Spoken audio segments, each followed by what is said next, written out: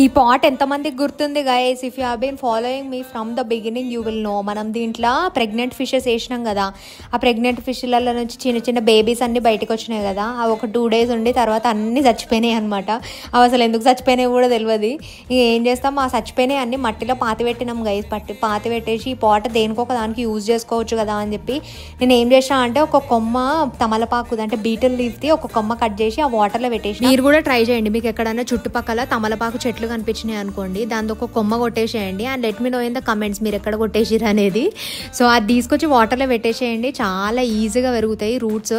And అది ఎక్కడ ఎగ్జాక్ట్గా స్టెమ్ కట్ చేయాలనేది నేను ఒక డీటెయిల్డ్ వీడియో చేసిన, కింద ట్యాగ్ చేస్తాను. అది ఎప్పుడో పెట్టినా, అది ఎవరు చూడలే, ఇప్పుడైతే పెడతా. మళ్ళీ ఒకసారి అది చూసి మీరు ఒకసారి ట్రై చేయొచ్చు.